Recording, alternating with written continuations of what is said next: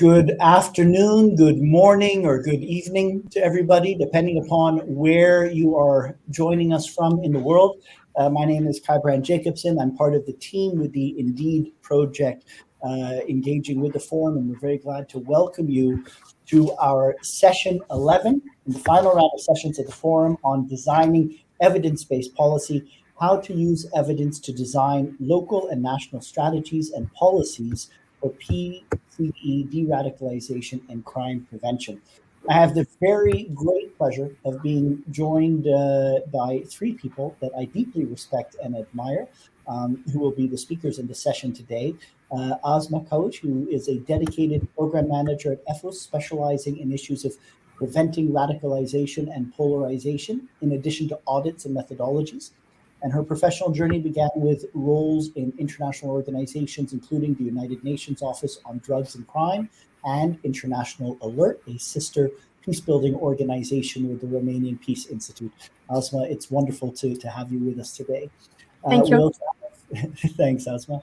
We have Irvin Voller, who is an emeritus professor of criminology at the University of Ottawa.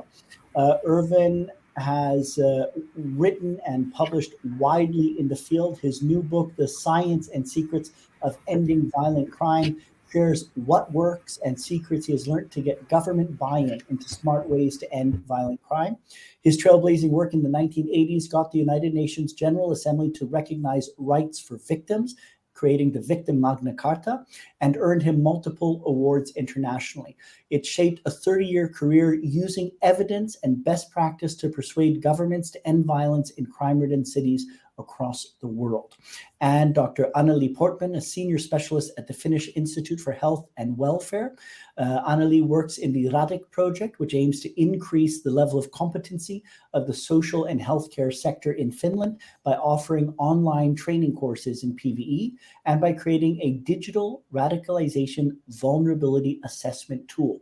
She also participates in various national and international networks as an expert, with strong emphasis on research-based decision-making and on the role social and healthcare sectors need to play in preventing violent extremism to ensure long-term sustainable societal well-being. And she also co-leads the RAND Pool of Experts. Asma, Irvin, Anneli, it is a pleasure to have you with us today. And Asma, I'm going to hand over to you and invite you to start the session. Thank you, everyone. It's my pleasure to stand here before you today to present a topic of paramount importance: designing evidence-based local strategies for PCV. So for us, for EFIS, we will focus mainly on the local strategy. I will share my screen.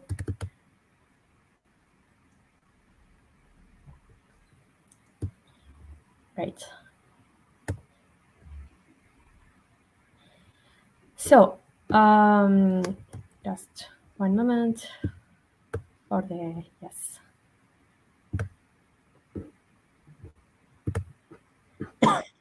Is it good now? You see, okay, perfect. Yeah, you see it clearly. Exactly. So, so for today's agenda, we will start with EFIS presentation, then we will highlight the crucial need of local PCV strategies, then we will present the strategic approach of urban security, and then the steps to develop a local PCV strategy concluding with presenting good practices and recommendations from the field. Then we will have open discussions. I will try to make it quick, not... Okay. So for the European Forum, it's an association of local authorities dedicated to fostering discussions, cooperation, and support in the field of crime prevention and urban security. So for EFIS, we bring together nearly 250 cities and regions, and we are working according to the principles of cities helping cities. Our objective, so EFIS, is working to promote a balanced vision of urban security between prevention, sanction, and mainly social cohesion, then working to support local and regional authorities in designing, implementing, and evaluating their local security policies.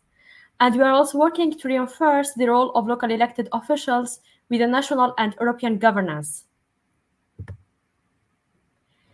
IFUS is committed since years now, since early 2006, in fighting against radicalization leading to polarization and violent extremism.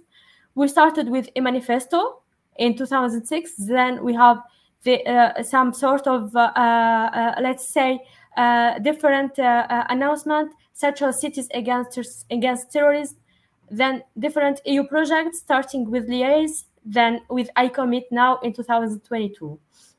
And for sure, we are also part of the Indeed project. And also we have now the Icarus project, which has a main component of radicalization. And one of our main approaches of working is through co-production with citizens and using prevention or strategic and rational approach. IFUS is also among a very large network of European organizations, of global institutions, and this gives us such international influence and recognitions. So now we will talk about the importance of local evidence-based strategies. So in fact, just this is yes the right way. Yeah. So in our work, we strongly believe in the central role of local authorities in preventing violent extremism. In fact, acts of radicalization or violent extremism have a devastating direct effect on the local level. So this means also that local authorities play here a key role in addressing these issues, as they have several options of interventions, such as those we see here: awareness raising, fostering knowledge on empowerment of the community, targeted prevention, and victim support. However, designing the adopt action should be based on evidence-based strategy, in aim to be more efficient and well-targeted.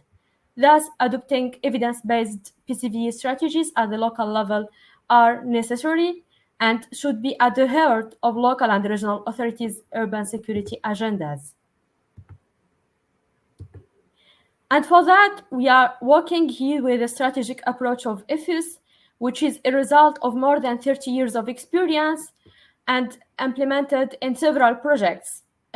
Among these projects, now we are mainly highlighting Icarus, and please go on the website of the project to see different publications and fact sheets about how we use this approach to prevent radicalization leading to violent extremism.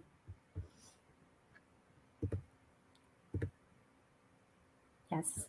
So now I will share with you a short video that defines what's the strategic approach, as it's not a new method, but it's an approach that puts in coherence the fundamental phases of development and implementation of a global and local security policy. I will try to share the YouTube. Yes, just clean everything. Yes.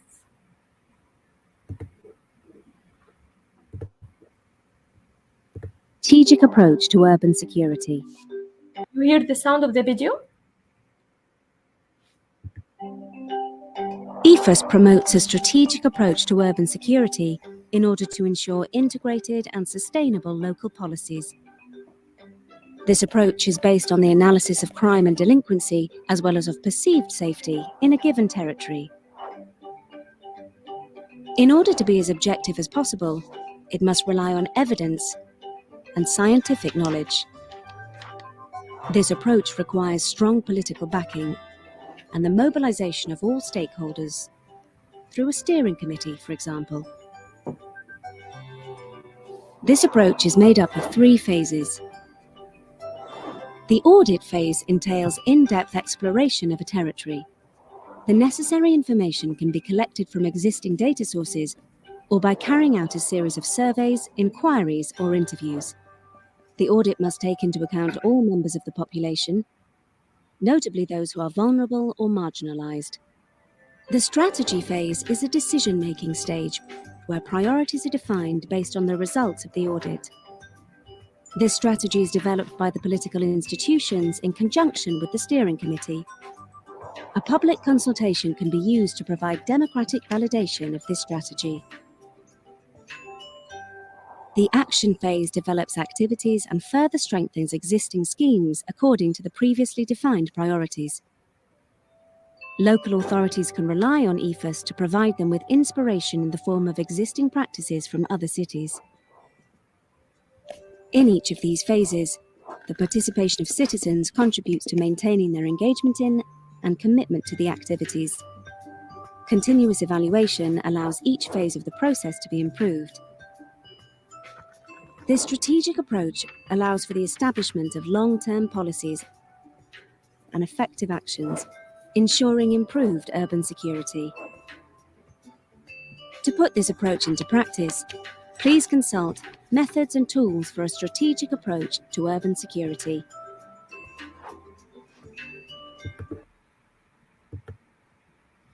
Yes, so that was a video presenting the strategic approach of EFUS, and then we'll go back to the presentation quickly.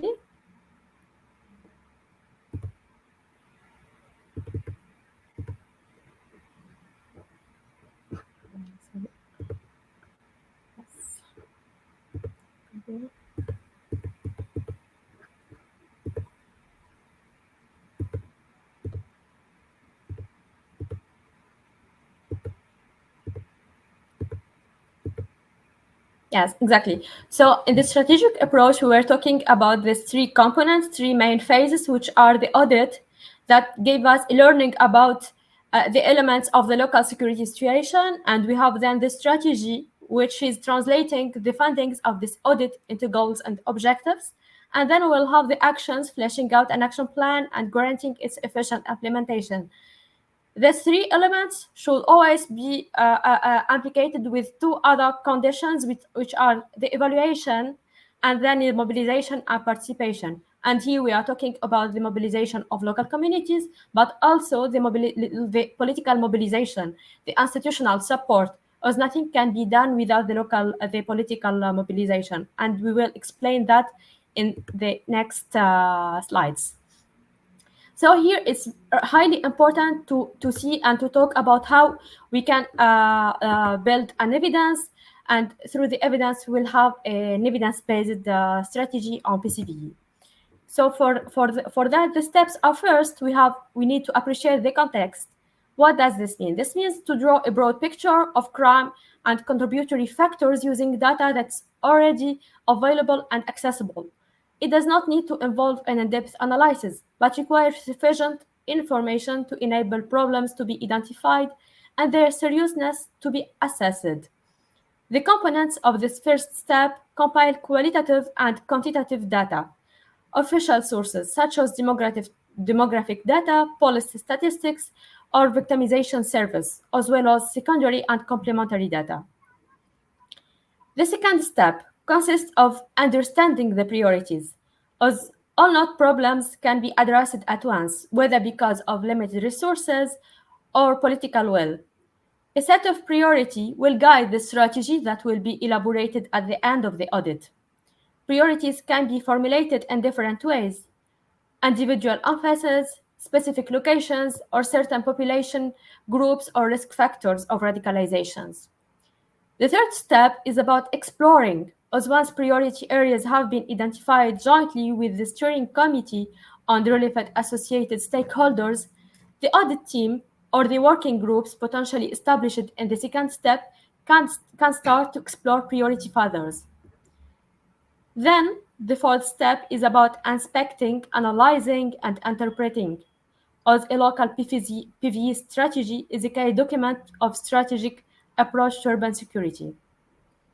It consists of preparing and organizing the adequate response to the identified problems, and in order to elaborate the strategy, it's important to inspect, analyze, and interpret the findings of the research of problem areas.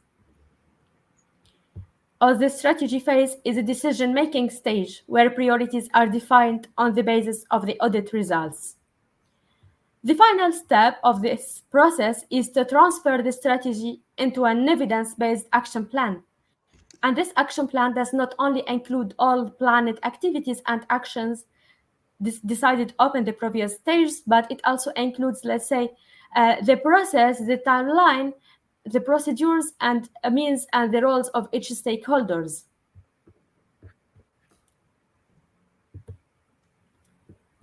And here we will look in depth on how, based on this strategic approach, we will have the ability to develop and implement an evidence-based PCVE local strategy.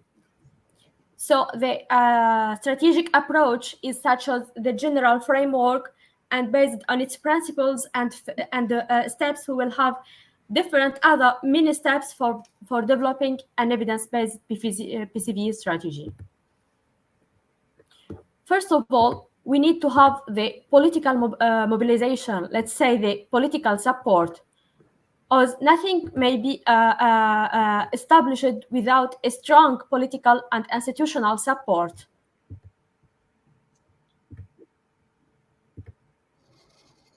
Then we need to build partnerships with different stakeholders, including local organizations, including the private sector, including different social workers. Then there is this highly important step, which is training the local stakeholders, including here training the technical staff, local associations, different stakeholders who are part of designing and implementing the strategy. Then we need to conduct this shared local audit, and that's why we highlight the term of shared, because it should be based on different multi-stakeholder partnerships, not just from one side person who decide what to do and how to collect data and what's the evidence-based data. Then it's always important to communicate. For us communicating about the PCVE strategy, sometimes it's considered as critical for some local authorities. However, it's also important to say that we have a strategy that we are working through it, not just working via decision that we just take today. Then all this will bring us to designing local actions, or respecting timeline, a budget, and smart objectives. And finally, we are talking always and exactly now within the ANDIT project about evaluation, about assessment, as evaluation will give us the all this sense of what we are doing, will enable us to assess if we achieved the impact, the objectives, the actions that we put in the strategy or not, and to enhance, to improve the strategy as we are implementing it. I will now share some, let's say, good practice and recommendations. First of all, for the strategic approach, one of the main conditions of success, as I said, is continuous evaluations. Then it's highly important to mobilize different stakeholders, including in specific way local association, different marginalized groups, youth groups, different movements, social workers, the private sectors, not to exclude anyone. And for the strategic approach, it's always important to think that it's not a linear process, but a circular one, an aim to achieve long-term policies. I will share now two things. The first one is the Project Bridge. It's about building resilience to reduce polarization and growing extremism. It's a EU-funded project that was led by IFUS in 2019. And within this project, we developed a local polarization audit that we consider as a tool to build evidence-based strategy. So this bridge toolkit, it helped to detect, analyze polarization process at the local level, taking into account a wide range of indicators, including the data, risk factors, protective factors, and it includes also different other specific tools to detect form and level of polarizations, such as surveys on the presence of zero-sum mindsets and ascendant thinking. And in addition, it has also an ethical guideline. The second case or good practice that we are sharing is the Rotterdam Polarization Quick Scan that we are supporting OS here, which consists of conducting once every quarter to monitor the temperature concerning various tension in the city. Therefore, it's called like a city-wide thermometer. This tool comprises a query of key figure and context to quickly collect information in order to better comprehend rising tensions. And it's then the information has a report which is consisting of these components, the causes, sources, findings, and possible actions. So each year, let's say that we have this Rotterdam quick scan of polarization intensity. And such these two tools help local authorities, cities to build an evidence-based local strategies for PCVE. The last recommendations, and this recommendation we received it from our cities, from our local authorities during the establishment of their local PCVE strategies. First of all, they recommend to establish and to identify who will lead the process, and mainly to have strong political backing, then to carefully select the personnel involved in the audit, to plan the attribution of tasks, to use all available resources and the municipality. And for external stakeholders, they should provide insights with a neutral perspective and carry out complementary action in coordination with public stakeholders. In addition, solutions and programs that already exist and work well should be kept and not excluded, and resources should be focused on priority areas, and other less urgent areas should be addressed at a later stage. This is all for my side for now. And before passing to that, I take this opportunity to invite you all to save the date for our next International Security, Democracy and Cities Conference taking place in Brussels, 2022, March 24. So the website is there to register. There will be lots of workshops, conferences, panel sessions. So save the date and see you there. And I will put in the chat different resources that I already talked about it, the publications and all that.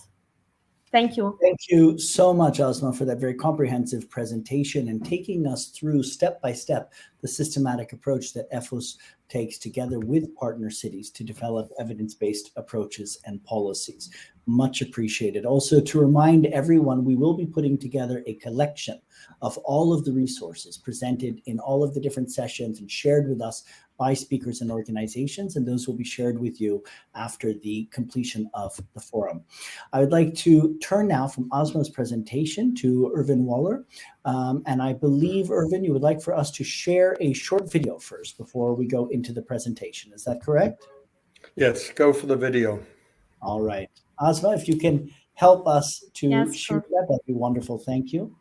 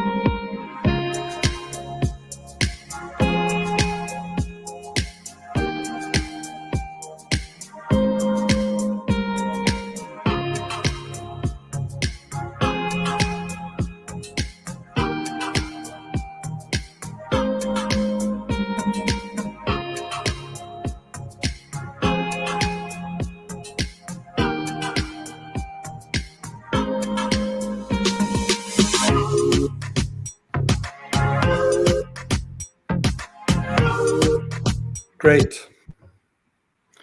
So I'm going to get some help with some slides. So while the slides are being brought up, I want to say that I am largely in agreement with Asma's presentation. This was certainly something that I promoted in the early days of EFAS and the early days of actions at UNODC and UN Habitat and WHO. So if somebody could bring my slides up, please. Yes, I will do it. Probably what you need to know is that I come from a strongly victim perspective. So I am very, very frustrated by the lack of action to actually get reductions in street crime and violence against women and children. And so You just let me know when you want to. Yeah, are you able to go to full screen? Is it full screen? No. If you put it in presentation mode, Asma, if you click on the presentation mode, so you had the slides up, but you need to click then on them so that it's in presentation rather than just showing. Okay.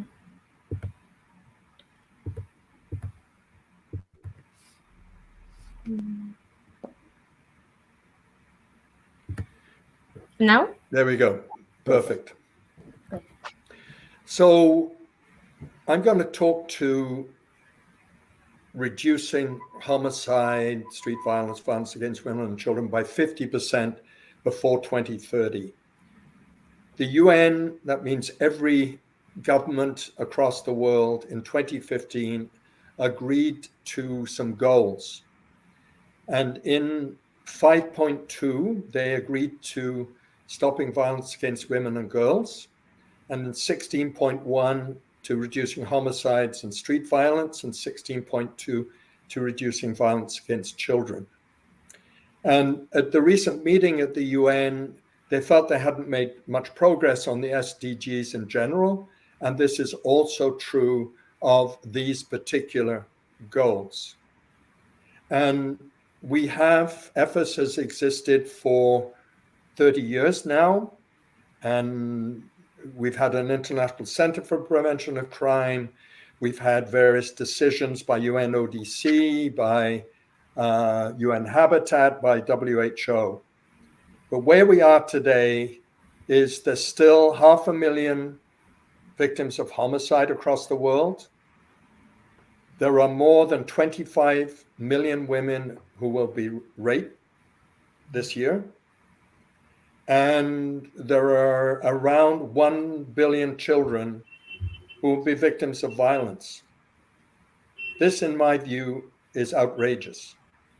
So I wrote a book called The Science and Secrets of Ending Violent Crime.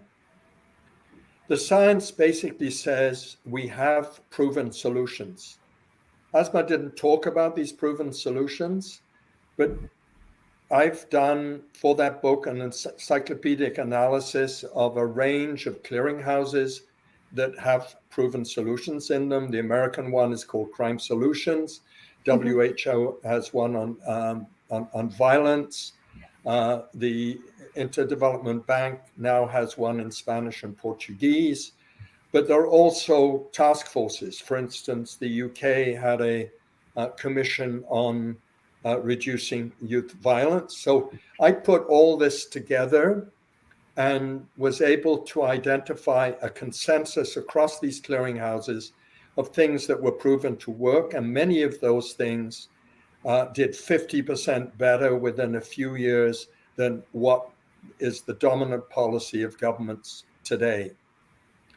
It also talks about broader social change, but broader social change takes a long time.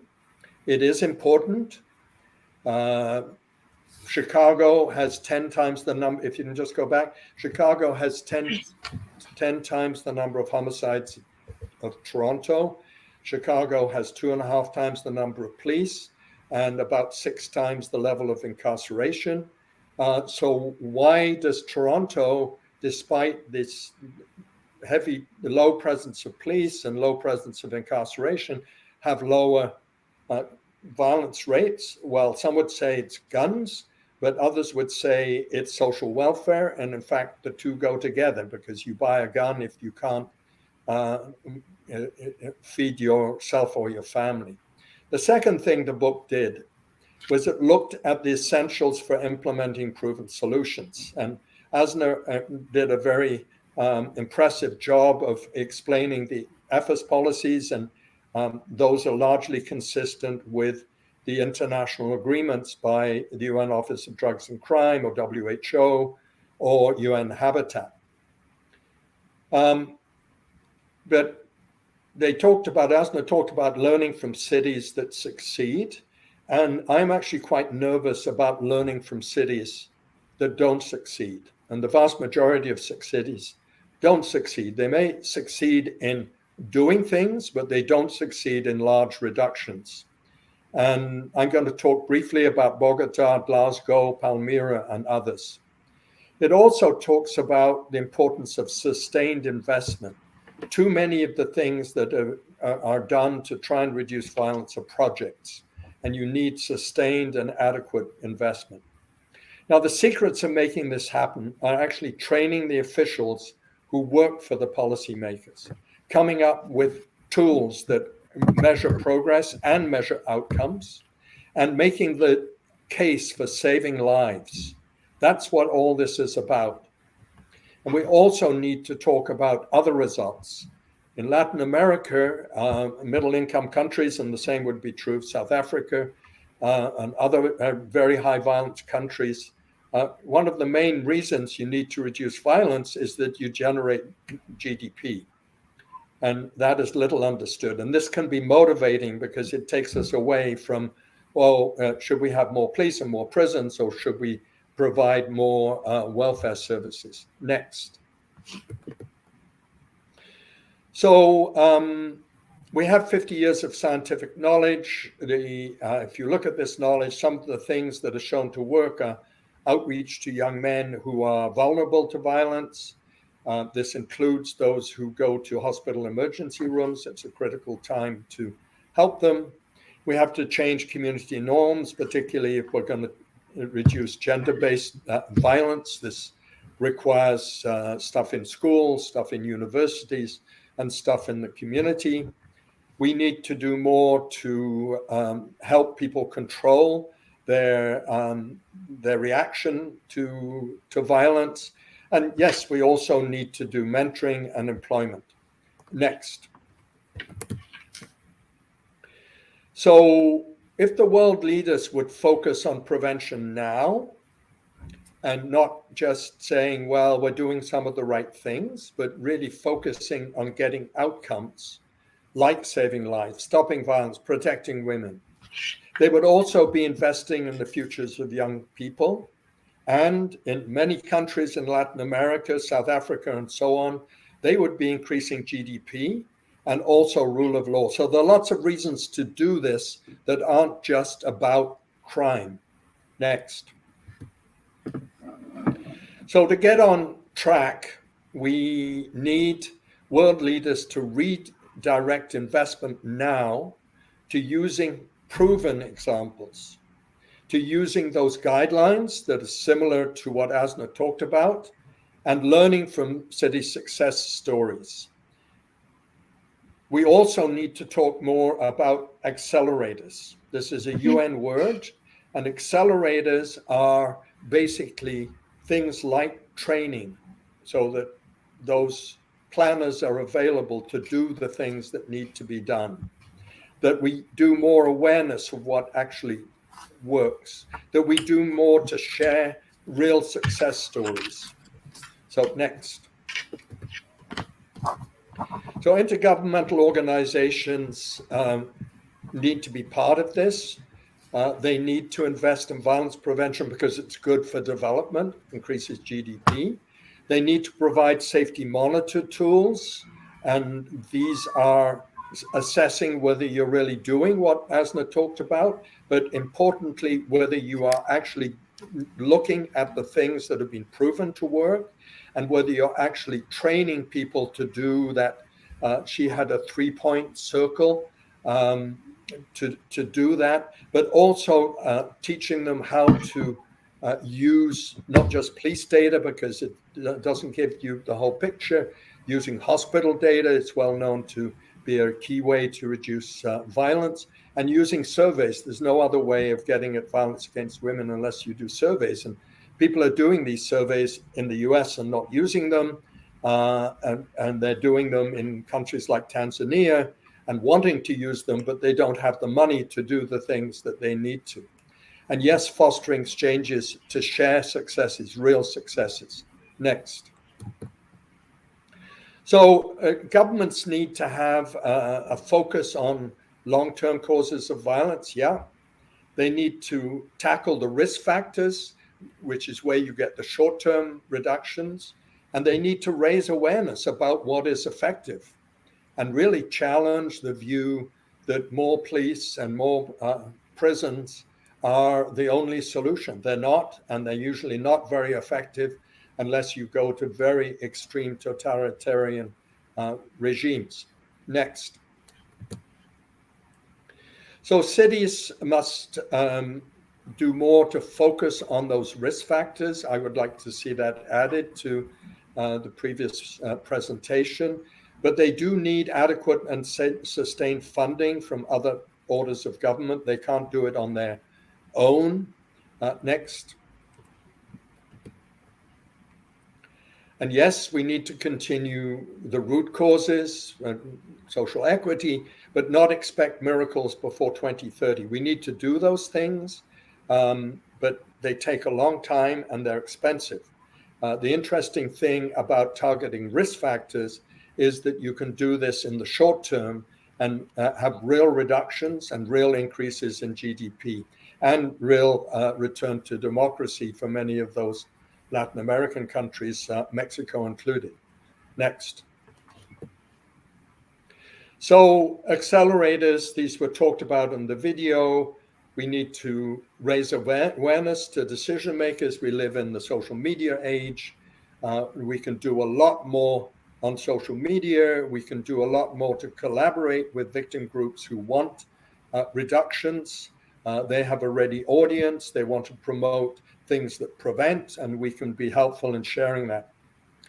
Probably the most important for me and the easiest to achieve is to train the human capacity. I was very struck by the Icarus project for EFAS, where there was collaboration between cities and university in England. And it basically showed that, yeah, people are doing some of these things that Asna talked about, but we're not really getting results. So the issue is very much we need to get universities to take on the task of training people, particularly at the graduate level, who can work within governments and within cities to make sure that the proven solutions are used and applied to the local situation. We need to have monitoring tools. I chose not to include them in this particular slideshow, but we've developed 2 monitoring tools. One is a checklist to check that you've actually looked at the things that have worked. This would be particularly important for EFAS, but once you get into high violence countries in Latin America, it is really, really urgent. And the other safety monitor tool includes some of what Asna said about looking at the local problem, but it also means you have to have somebody working for your level of government who knows how to make things happen.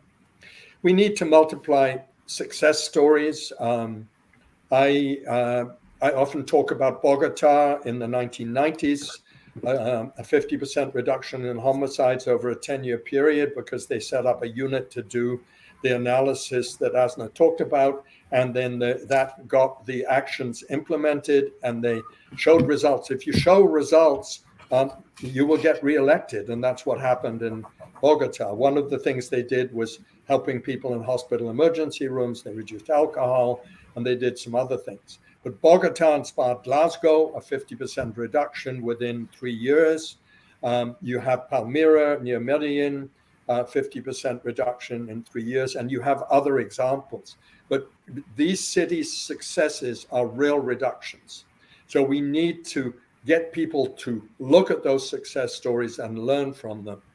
And we need to invest in prevention. We're spending huge amounts of money in all countries on reaction. That's police and ambulance services and emergency rooms, and we're not doing enough to get to the stuff that will really stop violence. So I think there's one more slide. Yes. Next slide. I just hear people, thoughts and prayers, people get shot, people get injured, women get raped, and we're all sympathetic. Yeah, thoughts and prayers with them. Well, thoughts and prayers are not enough. We have the knowledge, we have the science, we have the good reasons for doing this, and I'll be happy to discuss this further. Thank you for help with the slides. Welcome. Thank you so much, Irvin, for the presentation. Thank you, Asma, as well, for the help. So much to discuss and that we could dive into. But before we do, we still have one more presentation. And I'm going to invite Anna-Lee, and then we're going to open up for what I know will be a very interesting and engaging conversation to follow. Please, Anna-Lee. I will not have a PowerPoint presentation, so this will require listening skills instead. I come from Finland, so part of the Nordic countries, and so in one of the things that we've been looking at is what makes Nordic countries different from other countries. My research background is in social psychology, where I first looked at values and how they pan out in political settings. And after that, we did a larger project of looking at the ideological underpinnings of what the Reformation in the 16th century has done to the Nordic countries. And one of the things that has been then found out also in OECD's drivers or trust levels in governments is that there is a high emphasis on social cohesion and a high emphasis on trust. What that means is that there is a basic assumption that whomever you encounter is more or less like you. But obviously, herein comes the challenge when we're talking about prevention of either violence or prevention of radicalization.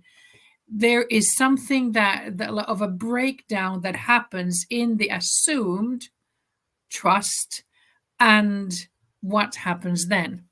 However, Nordic countries still top most of the surveys when we look at, for instance, lack of or lower levels of corruption, terrorism index, which almost whichever index you look at, there is something about the Nordic way of looking at things which would almost amount to a success story. But then obviously it's not all roses and smooth sailing. And so when we looked at what is it that we need, I highly applaud and like both what Irvin and what Asma said. I like really and in agreement. And I was almost thinking that I wish, Irvin, I could get you to Finland and say what you just said to every single politician, from the government top down, because it's so accurate. So one of the problems that we've been facing in the Nordic countries is that there is a growing feeling, especially among those under 30, that they don't quite belong. There was a very recent survey published by the Finnish government, which said that about 26% of young men under 30 are sure that they, given the circumstances, they would be willing to use violence to achieve their own ends, be they political, be they of whatever nature. So that includes also then, therefore, domestic violence. Now, that number in itself is staggering. It's 1 in 4. But what makes it more alarming is that a year ago, it was 1 in 5. So we are seeing a growing tendency, this combined with lessening trust in authorities, with an increase of grievances towards the government. So we are seeing something that is at this very moment kind of a creaking or tearing at its seams, even in the Nordic countries. So especially, Irvin, what you said about prevention is where I think our recent talks also with the government and what should be done about curbing youth violence has been that what we do need is not let's find a quick fix and hope it all turns out for the better, but let's move away from projects and really invest in primary prevention or in investments that we know will work long term. I know there are a lot of quick-term solutions, and often the advocates of quick-term solutions are, well, let's put them all in jail, but the question is, they will all come out from there. Will they come out there better or worse, is one of the main questions. Coming from the from the Institute of Welfare and Health, it's a research branch of the government, of the Ministry of Social Affairs and Health. Therefore, the initiatives we've done, also in terms of training and in the digital tools that we've done, and in our recommendations of other policymakers, has been that the two things that need to guide us in whatever we do are the two ethical principles that are embedded in the social sector, which are do no harm, and then we do have a duty of care. Now, do no harm means that we need to be also seen as government authorities as people who are for the people, not against them. Very often, security people or social services are seen by the vulnerable as bodies that are actually working against them. And this is something that we have to change. One of the quote unquote mantras we've been saying is surprise people by being kind. Sometimes that's the last thing people expect of government officials, of authorities, that they would actually treat people with respect and kindness, even in trying situations. So in one sense, with this do no harm, one of the things that we've been emphasizing is that it's everybody that needs to be on board. It's not just policymakers at a very high level who do not meet the audience, but that it's actually the job of everyone who works with clients to kind of change the perception of what government is like. The other principle, the duty of care, means that even when people end up in prisons, or even when people end up in all kinds of facilities where their freedom is limited, we need to make sure that they come out better than what they were when they went in. And so that means that we also need to make sure we have evidence-based programs in prisons, helping people to learn the necessary skills to live a violent-free life. In the Nordic countries, and probably like some of the what we've been looking at are right now being discussed in the exit session. So we need to make sure that the programs we try to advance are not something that are seen as exotic or strange. And that brings me to the other part. One of the big challenges has been to find financially sustainable solutions. Usually, I've been talking to in many other countries that are perceived to be less affluent than the Nordics, but everywhere I've gone, people always say what they say in the Nordic countries: "Oh, we can't do that; it's too expensive." But what both Asma and Irvin, you were saying, is that it actually is more expensive to keep doing what we're doing and to allow violence to escalate than to invest in prevention so that it doesn't escalate. So one of the things that we've been saying is find your existing structures and infuse them with new meaning. So for instance, the kind of trainings we've done regarding the social and healthcare sector, which in Finland are about 70% of the entire workforce, we've said, okay, how do you, if you need a new training, how can you incorporate it in what you're already doing? One of the solutions is that we collaborate with the institutes that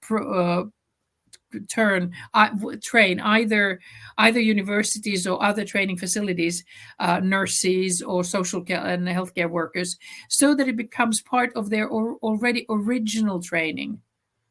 All this awareness of prevention, that's one way. But whatever works in a particular situation so that no added costs are generated should be one way of making it financially sustainable. The things that have challenged financial sustainability, at least in Europe recently, are obviously the war in Ukraine.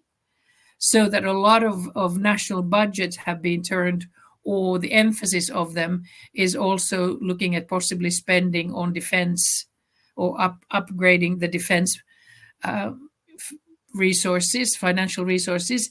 And as that happens, sometimes the governments seem to kind of turn their gaze not towards what happens within the borders, but what happens outside. So then again, in order to have financially sustainable solutions, we need to make sure that the structures we have can fit the training that is necessary so that we can actually do what we are called to do, which is to take care of people and not harm them. So thank you. Thank you so much, Annalie. Thank you, Annalie, Ervin, Asma, for each of your presentations. We would love to invite everyone, share with us your thoughts on these presentations. Share with us, and if you could, write down what are key highlights or key takeaways for you. We have the chat space where everyone can engage. We have the questions and answers. And also, if you put your hand up, then my colleague Patrick will enable so we can invite people to speak as well, if you would. While you are doing that, I would like to sort of weave together and reflect on some of the things that you've mentioned and that you brought up. One of them takes me back to years ago when I was working in Monterrey. So Monterrey has been the opposite at many periods of the success stories that you shared, Ervin. At one point, it had the highest killingness ratio of any city in the world, more than any war zone as well. And we were doing a program where we were asked by the government and by the law enforcement agencies to look at evidence-based approaches to armed violence prevention and to share practices and the evidence on what worked from across Central and Latin America and more broadly.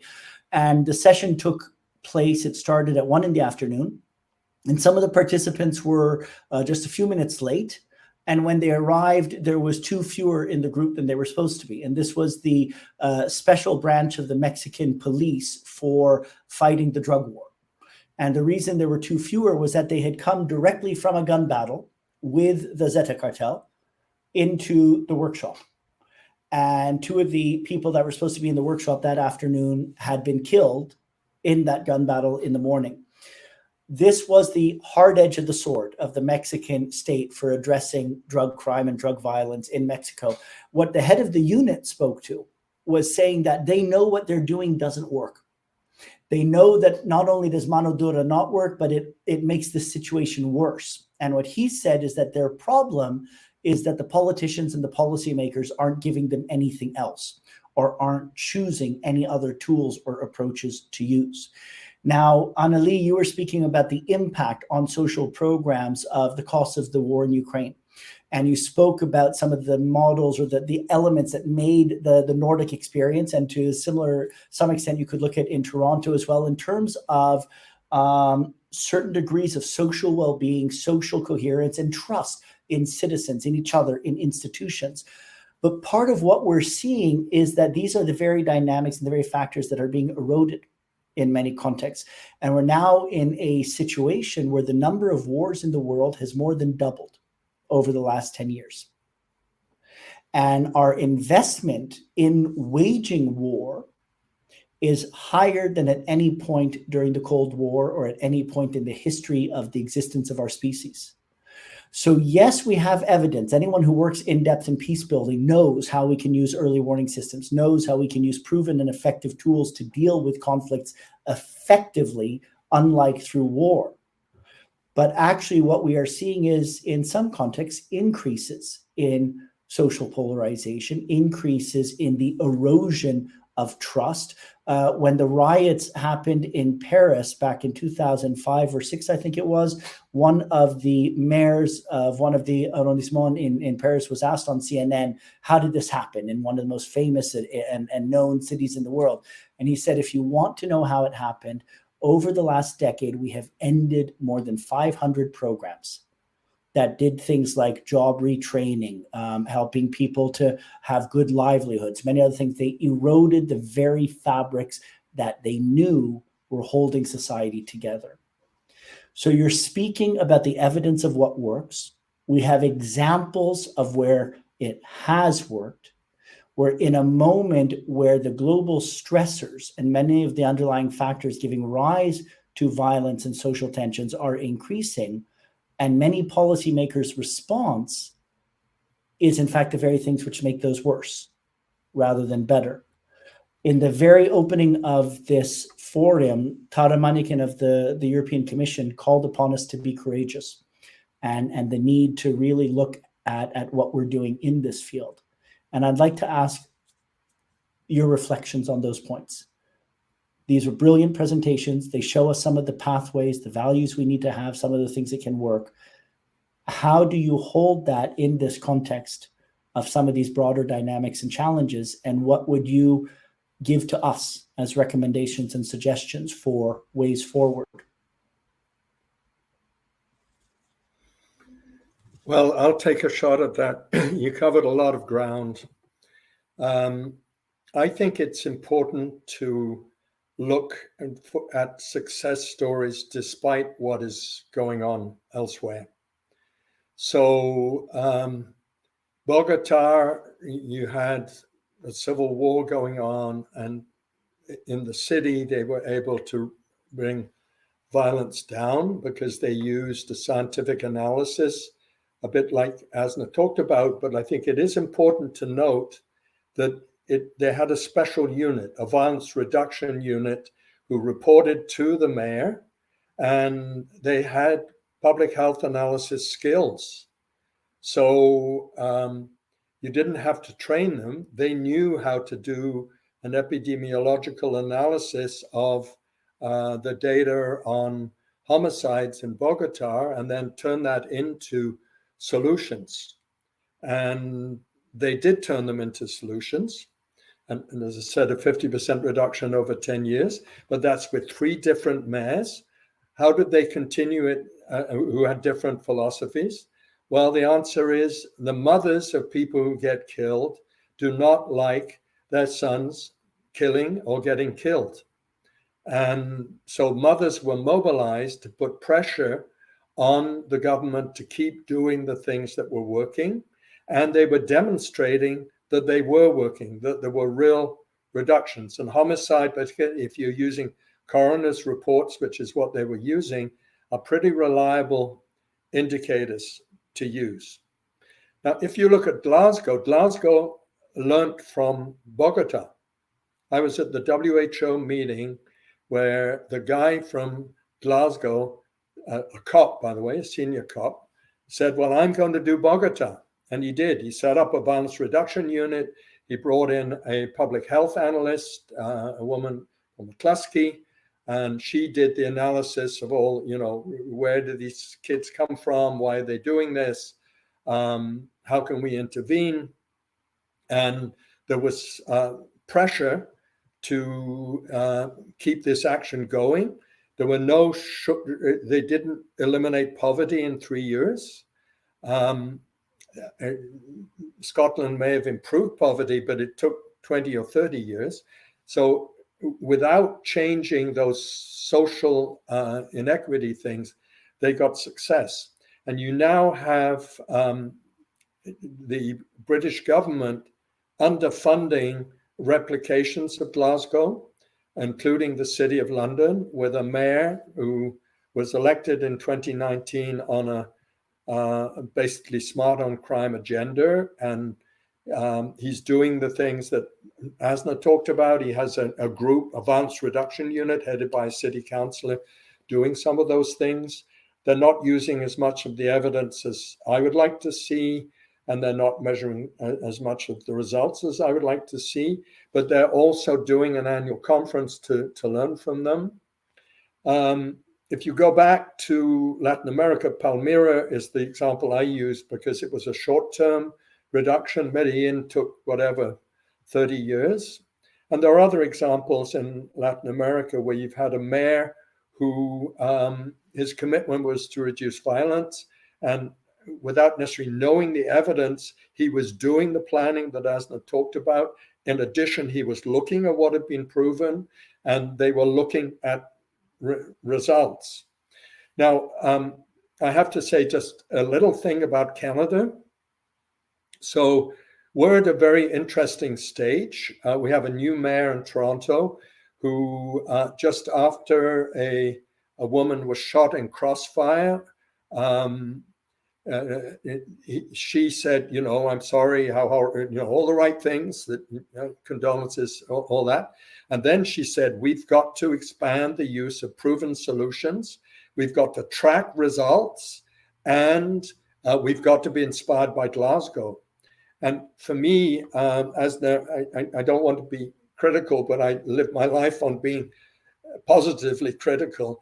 These are three things that I think are missing from EFAS, and they're missing from Habitat, and they're missing a little bit from WHO. But UNODC in 2026 is going to have evidence-based prevention as their number one agenda item. And I would like to see us prepare for that, but I would also like to see us do more to get this training. I do a lot of work in Mexico, and everybody talks about the cartels. Well, the cartels recruit people who are unemployed and they see no future. Exactly. It's not surprising that they join those. And there are some bigger things that we have to deal with. Annalie, if you live north of the US border, you continually dream of the United States seeing the light from Scandinavian countries, but they haven't yet. I don't think they're going to do. So there's a demand. These people are traumatized, particularly because you have concentrated poverty. They're traumatized in all sorts of different ways: violence, they're violence within the family, prison, all the ACEs and adverse childhood experiences. And it's not surprising that people want to buy fentanyl. And in order to buy fentanyl, you have to, well, if you're going to sell fentanyl, you have to have a gun. And probably to buy it, you often have to have a gun. So we do need some things to happen at more than just the city level. And of course, in Canada, so Canada now has an obligatory community safety plan. So Ontario, every city in Ontario has to have a community safety and well-being plan. And Annalie, I'm sorry, they're not very good yet, but they do have a plan. And we're trying to get the plans better, but they've had a ripple effect. So other provinces are now passing similar laws. And Asma will know this, the newly named Canadian Centre for Safer Communities, very much inspired by EFAS, is actually helping cities in different parts of Canada to develop these community safety plans. And I just hope that they get inspired by Toronto. We'll have to see if this mayor can achieve what she wants, but I'm actually quite hopeful, optimistic maybe. Thank you, Irvin. Asma, Annalie, would either of you like to have a go or to bring in to the conversation on it? I think the one thing I did not mention, meant to but forgot, which is one of the kind of cornerstones of possibly Nordic European thinking, is multi-professional collaboration. So kind of whatever we do, we need to do it together. And one of the things that we've emphasized, I think, for about the last century at least in the Nordics, is all kinds of civil society organizations. So that when there is this feeling of a kind of like the authorities are there and I'm here and I'm just this little human being. In one sense, the civil society organizations can be the bridge also to foster a sense of belonging, also to be closer, and also then act as a bridge towards the authorities so that we can get a whole society approach. I really liked, Irvin, that in your slides you also mentioned, for instance, good parenting. Because one of the things we've found that people ending in youth gangs might have parents who have come from countries where they obviously don't speak Finnish, but where also their cultural customs are very different. So they feel a little bit at loss to be bridges for their kids, who then do not know how to participate in society, do not feel they belong to the culture where their parents came from, and find themselves in a no man's land. So we need to have parenting skills as well, but we also need to have the bridges that link all of society together. And there then the Nordic solution again has been to include as much as we can CSO. So for instance, in the other session that I continue to refer to, don't quite know why, exit programs in Finland are often run by, and I think in other Nordic countries as well, are often run by civil society organizations rather than just the authorities. Yes, I just want to add something. Thank you, first of all, both for your amazing presentations. For the preventive approach for IFIS, in fact, our approach considers all the factors at play in the security situation of a given local territory, and we try to involve all the relevant actors in order to address the problems in a holistic and sustainable manner, while always based on a preventive approach. So we are supporting local authorities mainly to prevent radicalization leading to violent extremism, through supporting them to understand the causes and roots by conducting the local audits especially that I talked about it, then involving a wide spectrum of actors and different stakeholders in building bridges by a multi-agency approach, which we consider as highly indispensable. Then we work also to enhance the dialogue with local communities, building their resilience, promoting citizen participation and social cohesion, which is integral to involving civil society and local stakeholder in crafting a comprehensive prevention strategy. For that, for example, yesterday we also moderated a session in which we invited 4 of our cities, and they presented their initiatives, their strategy, which all of it were based on the preventive approach, on this holistic approach involving different stakeholders and based on citizen participation. And I see also here with us Monica Diniz, our partner from Lisbon, and I take this opportunity to highlight their amazing work approach, which is based on the preventive side, and including and implicating young people and how to increase their resilience and to create sorts of bonds of trust and communication with them, with the local authority, with the police, with social workers. And we are working with them in Icarus project, but they have been partners with us since 10 years now through the community policing project, which is also used in sort of preventive tools to address and anticipate security challenges in the city. I say hi to Monica if she's here. I see you in the audience. It's so interesting listening to what you have all shared. One element that comes forward is that through these projects and programs, Annalie, you were saying it's the job of everyone. Asma and Annalie, you both spoke about multi-agency, multi-sector approaches, engaging civil society. Irvin, you spoke about the mother, I believe it was, of the woman who was killed, and speaking forward, you spoke directly about the need to mobilize. And earlier in your presentation, when you were outlining the 3 steps, you speak about training the officials who work for policymakers, developing the tools for monitoring and for developing the policies, and making the case. And all of that, effectively what you're speaking about is also it's weaving together of community. It's building the engagement, building the links, bringing the actors together. Annalie, you mentioned good parenting. The Norwegian government used to host a global gathering every year of people working on armed violence prevention. I don't know, Irvin, if you took part in some of them, but they brought practitioners, experts, health workers, social workers, violence observatories from around the world, and they would come together in Oslo and they would share their experiences, their cases, what they were facing, what they were working on. And one of the occasions, they asked everyone present to identify from their experience what they considered to be the most important measures and policies that could be implemented to prevent armed violence. And the one that came out as the number one response from all of the participants there, so there were many, but the one that had the most to it was healthy childhoods, and to ensure healthy early childhood, health upbringings. Other ones were things like livelihoods, job opportunities, and we have seen the impact of community-based healthcare services, cash transfers, all the mechanisms which provide people with alternatives.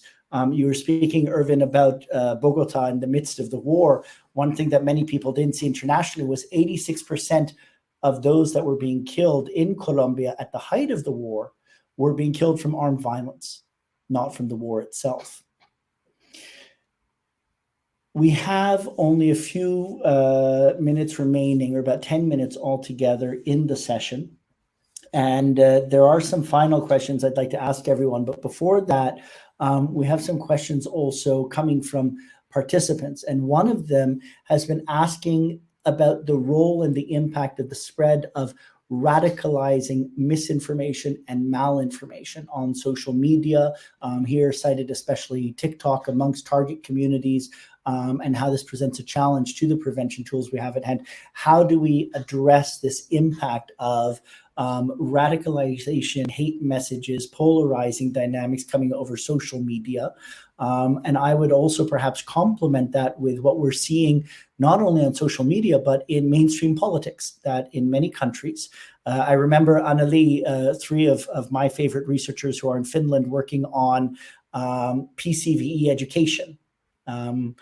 Katja, Pia, and Saya, when we were interviewing them, they said, how do we work with youth? And we tell them to behave with respect to others when what they see coming from politicians is the spreading of hate and extremist messages, and where often politicians, mainstream media, and social media become vectors of disinformation and polarization. How do we address that challenge? I put there, in the link to one is with from the EU policies on online on disinformation, and then another campaign that I've really liked, which is how to stop rumors, so an anti-rumor strategy, and and it's on the OECD website, and they also have a handbook from that. So, you can walk away from these 2 days not only with a wonderful indeed toolkit, but then also with a toolkit for anti-rumors. And obviously the discussions need to be had with those who run TikTok or Meta or other platforms like this. So the whole society approach includes the private sector. Thank you, Annalie. Irvin, Asma? Yes, for me, I will build on our approach in supporting cities and local authorities in the co-production of public policies. So here we recommend participating in the co-production process, which includes citizens but different other local stakeholders in co-production of public policies and regulations that address the spread of misinformation and radicalization on social media platforms. In addition to developing and promoting counter-narratives that challenge extremist ideologies. And I highlight here, I say that through our working with the local authorities especially, there is a huge gap in technology and data understanding at the local level. And this includes social platforms such as TikToks or other platforms, and how to use it, what data there is it, and how to use it to ensure and to improve our urban security and to prevent radicalization. So for that, I announced this, that within IFUS we are also working now to launch a new program for cities, which is Data for Cities and for Urban Security, which will aim to support cities to increase their understanding for these social platforms, for that data available in their internal systems, but also in other public systems, and how to use it to improve their urban security and to reduce crime in their cities. Thank you. I have nothing to add. All right. Then perhaps as a last invitation to each of you, as a reflection, you have spent years and decades in this work. And Ervin, also, you shared with us, and I mentioned in the beginning, you've been working for 30 years gathering the evidence. We have in the Indeed Forum a community that comes together from across policymakers and government institutions, local and national, the European Commission, the United Nations, academics, researchers, practitioners. And part of the purpose and the aim of the forum is to look at how do we gather and how do we bring forward the evidence. I'd like to ask the three of you, based upon your work and all that you're engaged in, what would be your message to us as a community? What would you like to see us doing as colleagues and as people working in this field going forward to help advance this work and to advance what you have dedicated so much of your time and your lives to? Well, I can start, and I repeated it from the video in my presentation. If there was only one thing that we needed to change, it is to get a cohort of skilled planners who know how to do the 3-point circle, enriched with things that have been proven to work, inspired by success stories, and know how to argue this to policymakers who come from different political positions. And I think you might want to consider bringing together, if UN Habitat doesn't do it, some of the people who've worked on this. So Adam Crawford in the Icarus Project. There's a guy called Apt in the US, and he was behind the Boston promise. The mayor has promised a 20% reduction in shootings and homicide within 3 years. And in my view, she was just under promising, which if I was the mayor, I would do. But there's him, myself. I think there are others with some of the people from those UN agencies, the people from, like you from UNODC, like Yuma from UN Habitat, with Alex Burkhardt from WHO, to really look at developing a core training thing that universities could take on.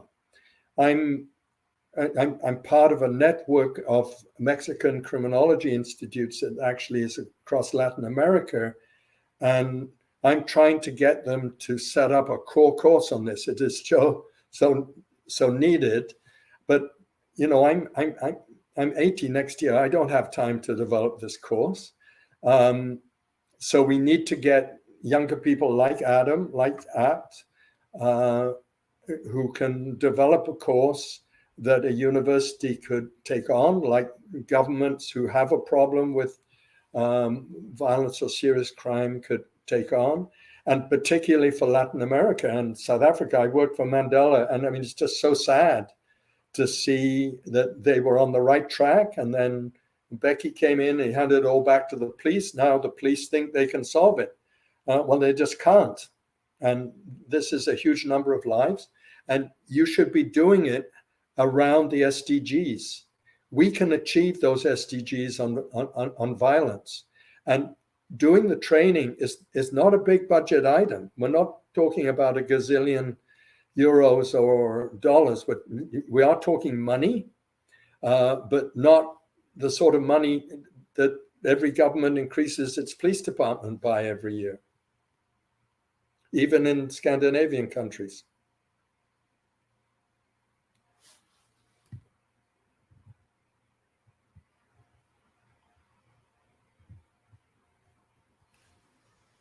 I think Irvin summed it up just brilliantly. So I have nothing to add. Yes, I will add maybe something that I've talked about it in the backstage with Evan, which is about the Urban Safety Monitor, which is really highly important thing that we are also developing it or working among other stakeholders to develop it with Fixed Africa, with UN Habitat, but with other partners, which is, we called it the Bigger Picture platform. It's under development, and it's sort of a platform for embracing the complexity of measuring safety at the city level.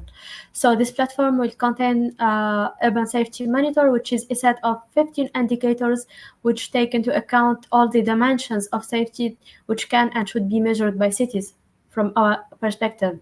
And it includes crime, community, and governance. So this is a brief announcement, but the website, the first version would be ready by next year in January or February, and we will publish an announcement about it. It will be sort of a guidance for city to see what they have, what they don't have, to have less, to have more of safety in their city. Thank you Kai, so if much. I can just add one thing. So EFAS was the intermediary from Eurosocial to hire a consultant group that I actually work with very closely, based in Mexico City. I forget what the name of the report. It's available in English and Spanish. It's in the references for Science and Secrets of Ending Violent Crime. And what this looks at is how you actually get the, if you like, the ASNA model to be developed across Latin America. And first of all, it talks about human skills, very high priority. We have to have those human skills, and we're not getting them at the moment. It also places a much greater emphasis on violence against women than we typically see. And you don't have to just look at Latin America to see this as a problem. There will be 1 million adult women raped in the United States this year, according to the Center for Disease Control and Prevention. They have the most fantastic survey of both men and women, and it gives you this information. Does the United States do what they need to do with it? No, but it enables you to get estimates. Those estimates, by the way, are similar to the estimates from the United Kingdom, who also have quite a good survey on violence against women. But we have to get those surveys up there so that people see the numbers, and we need to be targeting reductions in those numbers. And when Mayor Chow Toronto said tracking results, I fell off my seat. If we track results and demonstrate results, we will get sustained change. And at the moment, we're not doing that. So that has to become really important. We have the instruments. We can survey in schools. We can survey in universities. We can survey in the general public. We can use hospital data much more. The Cardiff model used hospital data. And yes, we can use police data, but it's actually the last data we should be using. These other sources give you much more context. They're much more reliable. Particularly when you're talking violence against women. The tools are there. The evidence is there. We have an incredible depth and breadth of knowledge that has been built up, and of experience and data over decades. We need to make the case. We need to train people. We need to come together. These are some of the takeaways from a very rich session. A quote that a friend of mine in Jerusalem has on his wall: "The best way to predict the future is to make it." We are living in a moment in a world in deep challenge, in deep crisis. And I thank you, Ervin, Asma, Annalie, first and foremost for your life's work and for sharing with us in this session. It brings me back to the call of Tanya from the very beginning, to have courage and to realize the agency that we all can have in helping to shape how we will address the challenges and issues we face in our communities and in our world today. With that, we complete our series of sessions throughout the Indeed Forum. And for those who wish, we would like to invite you to the final part of the Indeed 2023 International Policy and Practitioners Forum, the Charting the Way Forward, which will just be a short session to look at bringing together some of what has come up through these days and also to look at the next steps ahead. For those who would like to join, you can do so by clicking on schedule and then clicking to join the next session. But for now, thank you very much to our three speakers, and thank you to everyone who has joined and taken part in this session. Thank you. Bye. Thank you.